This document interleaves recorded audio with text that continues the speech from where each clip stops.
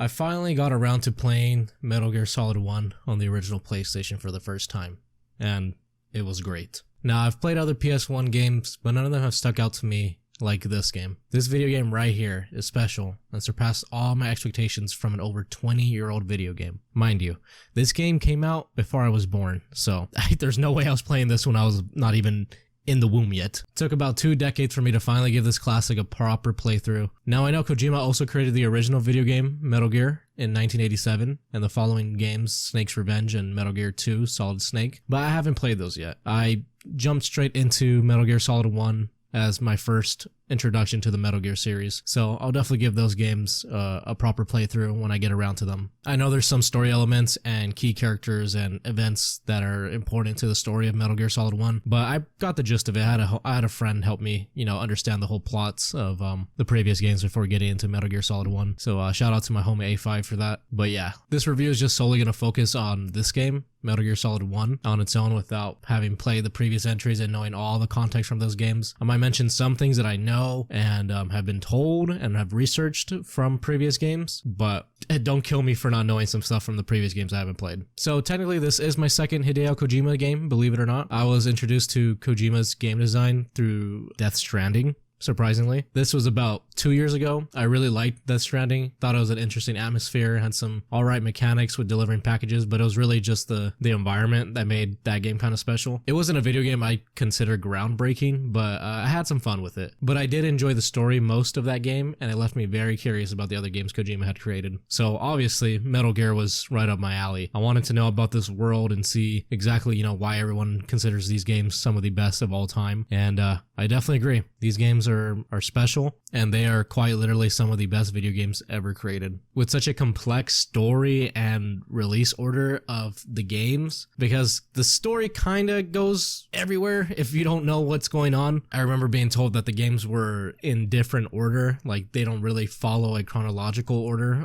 as of release dates, I should say. Basically, the third game is really where this game begins, I guess, the whole story of Metal Gear, so it's kind of crazy that Metal Gear Solid 1 is not really the first game. It's just one of many in this complex narrative, but it's fantastic. I love it. It's a little confusing, but if you do some research, get some help with a buddy who knows about the series, you can definitely manage your way. So yeah, going back to Death Stranding, I also wonder how many drugs Kojima took in order to create that world, but that's a topic for another time. There's definitely some crazy stuff in these games that I absolutely love from Kojima. Definitely makes me wonder what this guy is cooking. What is he on when he's cooking these type of games? And yeah, his narratives are insane, and they're goofy, they're fun, they're serious at times, there's some great philosophy, and they're just fantastic video games. One thing I do have to give credit to Kojima is actually trying new things in his games, and oh boy, Metal Gear Solid 1 on the PS1 does exactly just that, especially a console from the 90s. Mind you, we're talking about a console that had 2 megabytes of RAM for memory and 1 megabytes of VRAM for the video, and that's insane. We have video cards to this day that are running with 24 gigs on just a single card, and definitely way more memory available nowadays and in way faster speeds than whatever was offered in the 90s for this console, which is insane because some of the stuff in this video game seem like we're just ahead of its time, something that really pioneered for the next generation of video games and their mechanics, because there's a lot of stuff in the gameplay that just absolutely aged like fine wine, and it's amazing to see something from so long ago still be, playable in today's age. It's amazing. I gotta give props there. It's the great quality of being such a great video game, even how many 20 plus years down the line. I've obviously heard of the endless praise about the Metal Gear series before, but I never truly understood it until I played this game. And once I reached that final cutscene after the Jeep sequence at the end of the game, I finally understood why this video game is so beloved. It's definitely a pioneer of the stealth genre and the cinematic storytelling, especially from its day and age, and I'm so happy that I gave the Metal Gear series a try, and they have become my most beloved video games to this day. As of right now, in present time, I finished most of the series. I think the last game I played was Metal Gear Rising: Revengeance. So yeah, I've played Metal Gear Solid 1, Metal Gear Solid 2, Sons of Liberty, Metal Gear Solid 3, Snake Eater, Metal Gear Solid 4, Guns of the Patriots, Metal Gear Solid 5, Phantom Pain, Rising Revengeance, and Peace Walker as well. Those are like the main storyline games I played. There's others that I haven't played, obviously, like the originals, but I'll probably get around to them eventually. But for now, we're just going to talk strictly about Metal Gear Solid 1 and why I think it's one of the best, if not the best, video game on the PlayStation 1.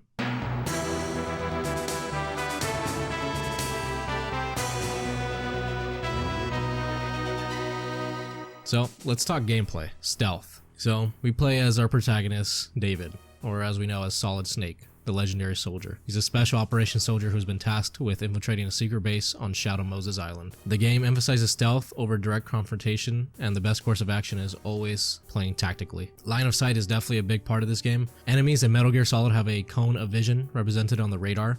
Staying outside this cone will help you remain undetected, but once you enter the cone, the enemy will become suspicious and investigate. If you stay in the cone for too long or get too close, they'll spot you and hunt you down. And things can get pretty hectic here because when actual soldiers or enemies spot you, the AI will come down on you, like raining so many more enemies on you, so much gunfire, and it'll just become hectic. So it's definitely recommended to play this game, you know, as a stealth operative. There's even noise mechanic where if you're running, you can also alert nearby enemies. And I didn't even know the PS1 is even capable of doing this, which is insane that Kojima's pushing the hardware on such a level. So depending on what terrain or level you're in, walking slowly or crawling will reduce noise and make it harder for enemies to detect you, which is mind-blowing. There'll be moments where, let's say you're in the snow, for example, and you got footprints that you're leaving behind. Enemies can sometimes spot that and they will actually chase you down. Another thing is I saw that you can also alert them with puddles in the game. There's actual puddle mechanics in this video game from, what, 98? Insane. There's also some camouflage you can do. You can hide in a cardboard box. Definitely the most iconic thing is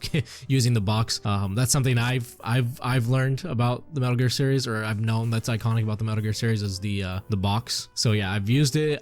You blend into the environment, you just avoid detection. Different areas may require different, you know, boxes if you find more, and you can use them to your advantage. And yeah, just hide from the enemies, which is pretty cool. You can even look in first person and see out of a hole of the box. So you can also go guns blazing if you want. I just don't recommend that because, like I said, they'll just keep coming and it'll be hell. You can silently take down enemies using CQC or tranquilizer darts. This will help you avoid raising alarms and keep your presence concealed. The game's environments are designed to offer various hiding spots such as lockers, crawl spaces, and shadows even. Properly utilizing these hiding spots is crucial for your stealth gameplay, so always use the level design around you to your advantage. Yeah, throughout the game you'll encounter security cameras, and you'll have to definitely avoid them. You can like shuffle your way on a wall behind them. Pretty cool. They won't spot you. I mean, there's still some limits of it being such an old game. You know, the AI is pretty advanced for its age, but there's still some things that you can get away with sometimes, where you'll go through a level and you can get like straight up detected and you'll get bombarded with enemies, but if you move on to the next level, it'll just like reset and it'll be like nothing happened. You just come back into that level and, you know, things reset and it'll be like you never got, you know, noticed in the first place, which is, you know, something about the PS1 limitations, which is understandable. You'll be using a lot of your gadgets, so you'll have access to the cardboard box, night vision goggles, or even cigarettes. You can even smoke in this game if you want to. It's iconic for Snake to actually be smoking, so it's pretty peak. I'm a smoker, I love it, so I don't care. So yeah, you also have a codec for communication. You'll be using it to contact your comrades or, you know, the colonel for instructions on where you got to go next. Yeah, you definitely have to remember some of the actual numbers on the codec, so you have to like actually tune into their channels, and it's pretty cool. It's pretty intuitive. You'll have to do it to save as well, so you'll get some funny Mei Ling dialogue when you're using it, so I find that really awesome. There's just some really cool interactions you can do. There's some goofy stuff. I know there's definitely a lot of stuff, a lot of hidden stuff in the codec for communicating from Kojima. He loves putting these like funny Easter eggs, and I think that's something I love. He has such a charm in his video games where you can be doing something and then some goofy stuff happens and you're just like, what the fuck did I just, you know, what the fuck is going on? Yeah, it's funny. I love it, and it gives some character to the way these games are designed. So yeah, just using your gadgets will enhance your stealth capabilities, and they can be quite fun once you get the hang of them down. And enemy behavior. So enemies in Metal Gear Solid also have dynamic behaviors. So which is insane to me because of how limited the PS1 was. I don't remember enemies being this smart on any video game in the PS1 era. They can be alerted by sound, suspicious activities, or missing comrades. So yeah, you have to learn and adapt to their behavior patterns and actually know what to look out for, and making sure you're covering your tracks like an actual stealth operative. It's really awesome, and I love the amount of immersion you can feel here when you're actually going through the levels and seeing all the enemies looking for you, or checking their surroundings, and it makes this game feel alive. That's basically the gist of the stealth mechanics. You just gotta stay concealed and use your gadgets accordingly. Take out enemies when you can. Just keep track of the routes of the enemy soldiers and just look out on your radar for them.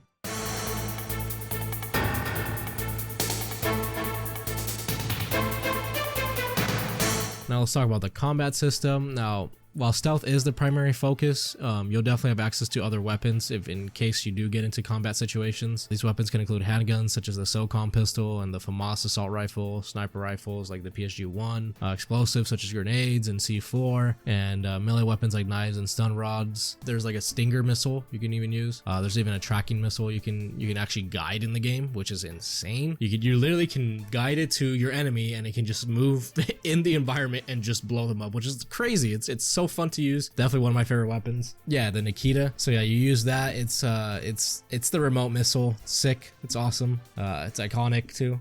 So yeah, CQC as well. While the game does emphasize stealth, you do have the option to engage enemies in close quarters combat. This can be done by approaching enemies quietly and using melee attacks to incapacitate them. Knocking out guards in CQC renders them unconscious temporarily, allowing players to move stealthily past them or hide their bodies to avoid detection. The moving of bodies to hide your tracks in a PS1 game. Absolutely insane, especially in a game made 20 years ago. So yeah, alert level. So once you're engaged in combat, the game has different alert phases, starting from caution to full alert. Higher alert levels bring in more enemies. As I've said previously, it'll make it more challenging to remain undetected. You got to be cautious when choosing to engage in combat. It can escalate into crazy situations and lead to being overwhelmed by enemies. So yeah, there's also the non-lethal options. Metal Gear Solid offers non-lethal ways of dealing with your enemies, such as using the tranquilizer darts and stun grenades. Using non-lethal methods can help avoid raising alarms and maintain a stealthy approach. Guards will even wake up others if they do see a buddy down, so hiding enemies is important still. But as long as you move through the levels as quick as possible, I don't think enemies and detecting you will be an issue. Yeah, so there's also boss battles. I'll go further into the boss combat in another section, but you'll eventually encounter boss battles that change up the usual stealth gameplay and require new mechanics and strategies to adopt. You just have to play accordingly depending on who you fight. Definitely got to be making sure you're tracking your ammunition and resources effectively during combat encounters. The game encourages you to conserve supplies, and I'm a big fan of conserving resources in games like this. Usually it can be a headache, but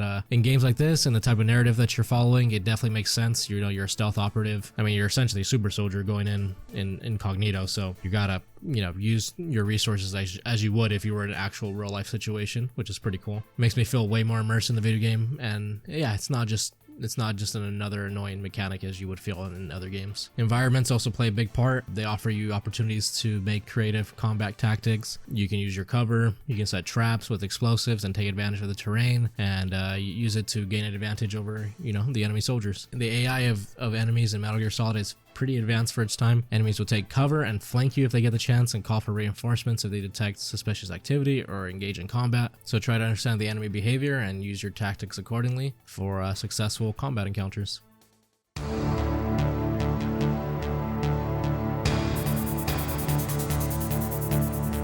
Metal Gear Solid incorporates environmental puzzles as part of its gameplay. These puzzles often require you to analyze your surroundings, use your gadgets and tools creatively, and think outside the box to progress. Some examples of this can include the security cameras. You have to navigate areas surveyed by security cameras, and you have to be there without being detected. This may involve timing movements, using distractions, or finding blind spots to avoid triggering alarms. I just stuck to the chaff grenades and used the walls to avoid these things. Definitely did a lot of wall shuffling in this game. Surprisingly, there are traps in the game. You'll need to identify them and navigate safely. These can include laser grids, pressure-sensitive floors, or hidden mines that require careful observation. A nice feature, though, is you can actually pick up those mines if you do run into them. If you just crawl and they just magically pick up, like they could be facing you, but if you just crawl, you just pick them up, and you can use them now, which pretty cool. Not sure that's how it works in real life, but yeah. There's also alternate routes in certain areas. You can encounter blocked paths or obstacles. So finding alternate routes or using environmental elements like vents, crawl spaces, or hidden passages can lead to the next level or hidden loot. So it becomes crucial in spotting these things. Metal Gear Solid seamlessly integrates these puzzles into the narrative and gameplay progression. These puzzles will often tie into the story or require the player to use, deductive reasoning and use your brain for a bit. I kind of miss when video games actually didn't hold your hand and they made you think. It's definitely a product of its time. A lot of older video games used to be like this, but nowadays everything is just catered to holding your hand and having guides and people telling you. So it's a breath of fresh air,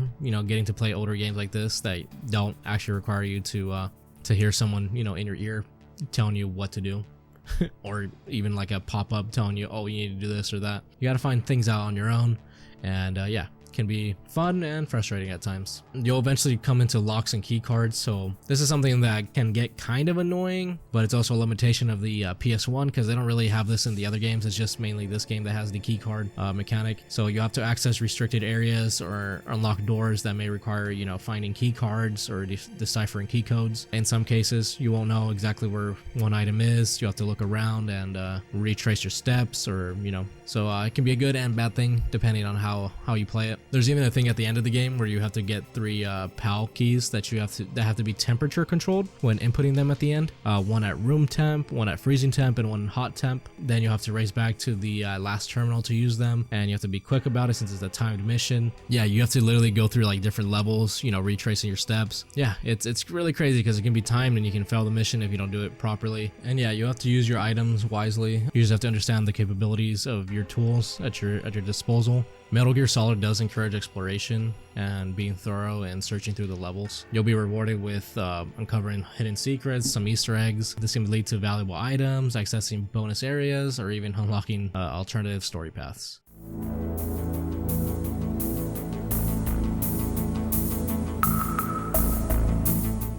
There's a lot of inventory management. In Metal Gear Solid, you have an inventory system where you manage a variety of items crucial for survival and progression.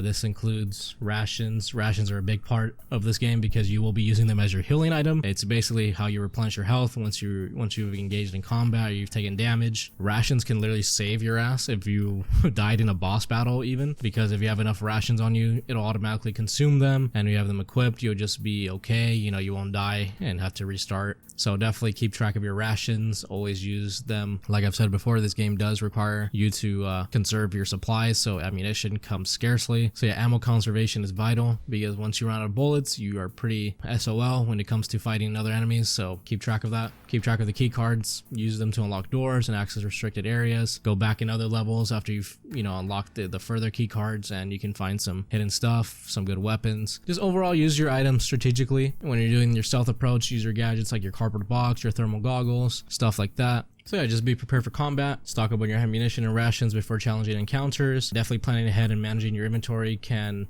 play a crucial role in your success in this game. Always adapt to your environment, check what's around you, check your footsteps, check your enemies, check what you can use around you. Always be looking out in the environment for anything that can give you a tactical advantage. You can sometimes combine items or use them creatively to solve puzzles or gain advantages in specific situations. So experiment with different items or even item combinations, and yeah, it can lead to unique solutions for gameplay experiences, which is pretty cool.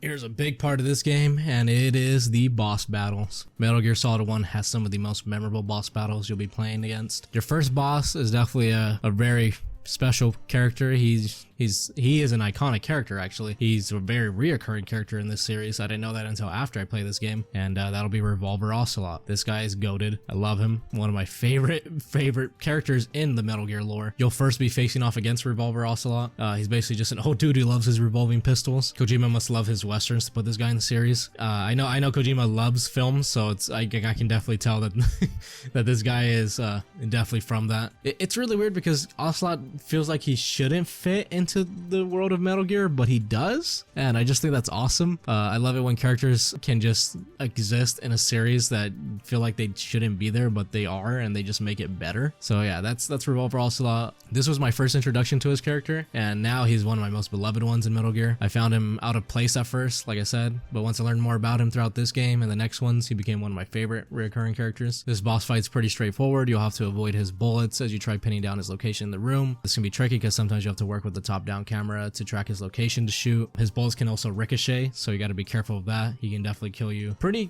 quickly. And yeah, he's just a badass with a revolver, and it's pretty goofy. This boss, it's pretty just simple. You're just gonna be running around like in a square arena and just trying to kill him. I also love his cutscenes here. Lots of memorable moments and lines from this guy in the game. And yeah, I think he also ends up losing his arm in this game, so that plays an important part into like the next sequences of games. And yeah, eventually you run into the second boss, the M1 tank. Yeah, you just basically fight a tank in the middle of the tundra in the canyon. Pretty straightforward as well. Damage the gunner, get the tank to explode. Besides that, nothing too special here. Your third boss will be Cyborg Ninja. This guy is awesome. Now, you do see this guy throughout the story. He'll pop in and out. He's pretty cool looking. Well, this guy actually is a previous character, but you don't know that until the end of the game. And if you haven't played the previous games, you wouldn't know who he is. He's essentially just Frank Jaeger, which is a character from the previous Metal Gear games. I think he was your comrade before, and then he kind of betrays you. That's kind of like the gist of what I got. I haven't played the previous games, obviously, so I don't entirely know his character, but yeah. So yeah, you run into like a computer room with Otacon here, and you just fight him. He goes invisible. He's pretty quick. He's fast. He has mastered the blade. He's awesome. I love samurai shit, so I love having to fight this guy. He was fun. You just have to keep track of where he is and fight accordingly. It's just CQC to the death. And yeah, I died 1 or 2 times here because he's pretty quick, but yeah, he's a pretty simple boss. Just keep track of him. Alright, fourth boss, and I think this is probably one of the most iconic bosses of this game, is Psycho Mantis. Probably one of the most unique bosses I've ever faced in a video game, and I mean that through the method of defeating him, because Kojima decided to make this an actual physical fight. And what do I mean by a physical fight? I mean as in you legitimately have to unplug your controller from your PS1 console. Technically, well, I played on an emulator, so it's not exactly the most authentic experience, but I had to switch over to the next port. Psycho Mantis can tell all your moves already because he's like a mind reader. He has psychic powers, obviously. So the way to like trick him is to use the other port, and I mean, you know, it's a thing, you know, that's pretty cool. I mean, a lot of video games don't actually utilize, you know, the actual hardware like that. So I mean, very unique. I gotta give Kojima props for that. I've never ever had to do that in a video game. There's some pretty cool dialogue too. He'll read your memory card as well, if I'm not mistaken. And if you have stuff in there like Castlevania or, you know, games at that time that you were playing on that memory card, he will read it and give you unique dialogue to what you were, you know, playing, and tell you, oh, I've seen you play this game and that, and he'll give you information about your own, you know, games that you play on your save data, which is awesome. I love that he reads the actual memory card and gives you a unique experience every time you fight him. Such a cool little detail. Those are just little details I love about Kojima, and it happens in a lot of his games. They're just little details that really make you wonder why they're there, but at the end of the day, you kind of appreciate them because they're just, you know, something you don't get in video games, or in a lot of video games nowadays. I played it emulated, so I didn't have that true authentic experience of him telling me what I'm a fan of. So yeah, still a unique fight. One of the most unique fights I've ever had in a video game. He's pretty straightforward. You just dodge his attacks, attack him, and yeah, once you switch to the second port of the controllers, it's just easy peasy kill. Now let's talk about the fifth boss of this game, Sniper Wolf. And god damn. Okay, seriously, she's hot. There's no denying that. You'll find a lot of like hot characters in this game. I think Meryl's kind of hot, even though she has like, you know, the cone tits. But you know, it is what it is. The polygons, man, the polygons. So yeah, this boss frustrated me a lot because of the PS1 controller limitations. Aiming was so hard with no analog stick support. So yeah, you'll mainly just be shooting her over and over from a distance in your sniper scope. Keep track of her. She's pretty quick, so you can die pretty fast. It's like this like mini corridor area, or not mini corridor. It's like a long corridor that leads to the next level. But she's basically blocking it. You can just, yeah, I basically just stood in the back with my sniper, killed her over and over. I died a lot, so I utilized my save states here. You have to play these old games with the emulator now because of save states, because, oh my goodness, you have to restart all the time. And I can only imagine how frustrating it is when you're having to restart a boss from like such a stupid little thing or stupid error. So yeah, definitely something from the old days of video gaming we don't have to worry about anymore. But yeah, she's Sniper Wolf. She's hot. You also have to fight Sniper Wolf like later on in the game. Like it's like a second boss fight with her. That's in like the tundra area. It's like a snow level. Yeah, very cool. You have to use your night goggles, and it's kind of peak. Alright, the 6th boss is the Hind D helicopter. It's the helicopter boss level. You'll be essentially taking cover from this helicopter most of the time, waiting on opportune times to shoot at it with your stinger. He killed me quite a bit. He can be frustrating, so I'm not the biggest fan of this boss. But yeah, it's a helicopter fight. It's alright. Definitely one of the bosses that have shown its age. He can be quite annoying. You just gotta keep track of him on the radar, know where he's coming from, and yeah, track him and just, yeah, shoot your missile at him. And then our 7th boss is Vulcan Raven, iconic as well. One of the more fun bosses of this game. Absolutely had a blast placing mines and using the Nikita remote missiles to to kill him. It's like a wild goose chase once he spots you, and he's so angry, so he'll just be chasing you. And yeah, you have to incorporate some stealth into your gameplay here. And yeah, you just got to make sure you avoid his machine gun. And yeah.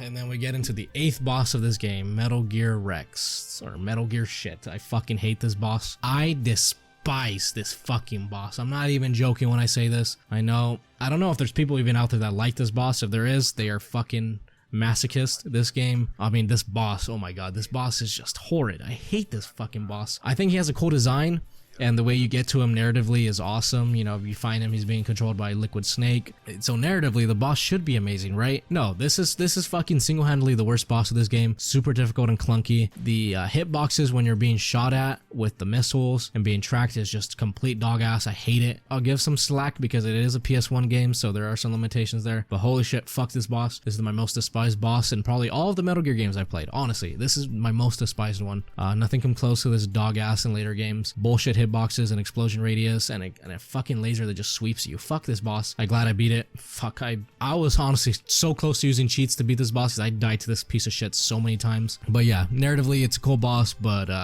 gameplay wise, fuck this piece of shit. So yeah, the final boss technically is Liquid Snake. The arena choice is pretty sick too. You'll be fighting on top of like the destroyed Rex. Narratively, this should be like the pinnacle boss, but no, it's not. It's just CQC Liquid into his death and hope you don't get knocked off by some of his bullshit attacks. He also does a fuck ton of damage. He can stun lock you if you're not careful. Yeah, these later half sections of this game are just not good in my opinion.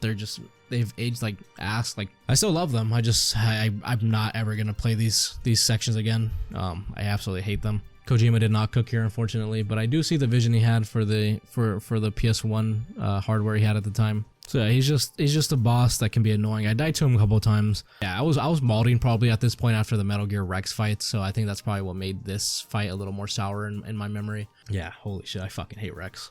I mean, honorable mention is probably maybe technically the final boss, the Jeep sequence. Yeah, it's another piece of dog ass. I fucking hate this Jeep sequence. It's cool in like theory, but oh my god, it plays like shit. I played through emulation, and I'm glad I did because I sped up the game so I didn't have to waste my time playing this garbage. At least, you know, you can put some hacks on, you know, make it go by quicker because it's like 15 minutes or some shit. Like, it is ridiculously long. I don't know why the fuck this last part is so long. It shouldn't be this long. It really pisses me off that these last sections of the game are just not it. But once you finish it, you get to such a peak conclusion to the game at the ending cutscenes. The resolution happens, you know, you get the end of the game.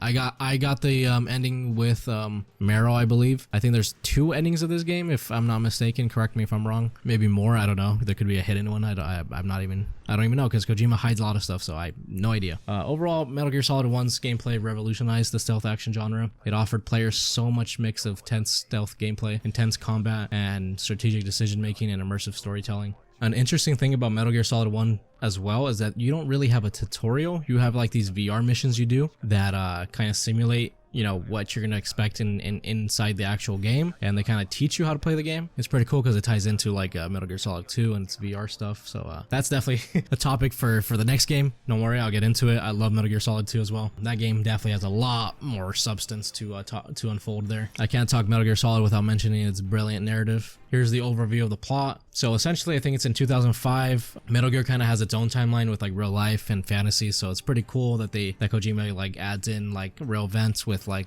fake ones and alters the timeline. It's really interesting how he does the story of Metal Gear. So yeah, anyways, in 2005, Foxhound seizes control of a remote island in Alaska, which houses a nuclear weapons facility. Foxhound threatens to use the nuclear capable mecha Metal Gear Rex being secretly tested at the facility against the US government if they do not receive the remains of Big Boss and a ransom of $1 billion within 24 hours. So yeah, Solid Snake is forced out of retirement by Colonel Roy Campbell to infiltrate the island and neutralize the threat. Snake enters the facility via an air vent and locates the first hostage, DARPA Chief Donald Anderson. Anderson reveals that Metal Gear Rex can be deactivated with secret detonation override code, but dies of a heart attack, kind of like where the first twist happens of this game. So then yeah, Colonel Campbell's niece Meryl is being held hostage in one of the neighboring cells. Snake helps her escape. Eventually Snake will locate another hostage, an arms tech president named Kenneth Baker, but he is confronted by Foxhound member Revolver Ocelot. Their gunfight is interrupted by a mysterious cyborg ninja, cuts off Ocelot's right hand. Baker briefs Snake on the Metal Gear project and advises him to contact Meryl, whom he gave a PAL card that might prevent the launch, but he too dies of a sudden heart attack. So yeah, people are just dropping dead here left and right. Over the codec, Meryl will agree to meet you in a warehouse in the warhead disposal area on the condition that Snake contacts Metal Gear's designer, Dr. Hal, Otacon, Emmerich. En route, Snake receives an anonymous codec call calling themselves Deep Throat, warning them of a tank ambush. So Snake will fend off the attack from Vulcan Raven and proceeds to the rendezvous where he locates Otacon. The ninja reappears and Snake realizes it is his former ally Gray Fox, believed dead. Devastated over learning Rex's true intentions, Otacon agrees to aid Snake in remotely using special camouflage to procure information supplies. Snake meets Meryl and receives the PAL card. As they head for the underground base, Meryl is possessed by Psycho Mantis and pulls her gun on Snake. He disarms her and defeats Mantis, who informs Snake that he has a large place in her heart. After they reach the underground passageway, Sniper Wolf ambushes them, wounds Meryl, and captures Snake. Liquid confirms Snake's suspicion that they are twin brothers. So after being tortured by Ocelot, and you get absolutely cooked here, Snake is confused to discover Anderson's body in his cell, seemingly dead for days. He escapes with the help of Otacon, makes his way up to the communication tower. That's where you fight off the Hind D helicopter attack from Liquid. As he emerges onto a snowfield, he is confronted again by Sniper Wolf. He kills her, devastating Otacon, who was infatuated with her, and that happens a lot. Snake continues to Rex's hangar and is ambushed again by Raven. After that, Snake defeats him. Raven tells Snake that the Anderson he conversed with was in fact Foxtown disguise artist Decoy Octopus. So yeah, infiltrating Metal Gear's hangar, Snake overhears Liquid and Ocelot preparing the Rex launch sequence and uses the PAL card, but this unexpectedly activates Rex. Liquid reveals that he has been impersonating Snake's advisor Master Miller and that Foxhound has used Snake to facilitate Rex's launch. He and Snake are the product of Les Enfants Terribles project, the 1970s government program to clone Big Boss. So finds out the big twist there that they're brothers. He also reveals to Snake the government's true reason for sending him. Snake is unknowingly carrying a weaponized Fox Die virus that causes cardiac arrest in Foxhound members on contact, allowing the government to retrieve Rex undamaged. So that explains all the deaths, all the sudden deaths. As Liquid and Rex battle Snake, Gray Fox appears. Yeah, he reveals to Snake that he was Deep Throat, so he destroys Rex's Raydome and is crushed to death by Rex. Very sad death. Snake destroys Rex and defeats Liquid, then escapes with Meryl or Otacon, depending on your choices in the game, via a tunnel. And yeah, you're pursued by Liquid in a Jeep. After their vehicles crash, Liquid pulls a gun on Snake, but dies from Fox Die. Colonel Campbell, briefly ousted from command, calls off a nuclear strike to destroy evidence of the operation and has Snake registered as killed in action to stop the US government for searching for him. Naomi Hunter, who's injected Snake with the Fox Die virus, tells him that he has an indeterminate amount of time before it kills him. So yeah, Ocelot calls the US president. He was a double agent whose mission was to steal Baker's disc of Metal Gear specifications. And yeah, that's pretty much the gist of it, the whole story summed up. So yeah, here's my final thoughts and conclusion. It's a masterpiece no matter how bad some parts have aged. I had some great experiences with this video game. I'm glad I finally gave Metal Gear Solid a chance. It's led me to some of the best video games I've ever played. Metal Gear Solid 1 is definitely one of the most definitive experiences on the PlayStation 1. I think it's probably the best video game on the PlayStation 1. I've never played a game like it on that generation of console. There's so much deeper meaning inside this game. There's a lot of great moments, a lot of great bosses, lots of great combat, gameplay, and just storytelling. There's some beautiful storytelling here. Definitely has a great narrative that speaks upon nuclear proliferation, the spreading of these type of weapons. Yeah, has a lot to say on that narrative. I don't think Kojima is definitely pro-war or anything like that. He has such a great understanding of the world around him and war, and he portrays it beautifully in this game. That's what I think about Metal Gear Solid 1. Let me know what you guys think. Yeah, I want to know about your guys' experience with the Metal Gear series and how you guys got into it, and if we'll ever get something like this again. I don't think so, but I can be hopeful. I mean, without Kojima, I don't think this game series can continue to exist, because it's definitely his baby, his magnum opus. This game pioneered stealth genre forever. The Metal Gear series has always defined the stealth genre, and I love it. It's absolutely amazing, and I hope I get to play more of it.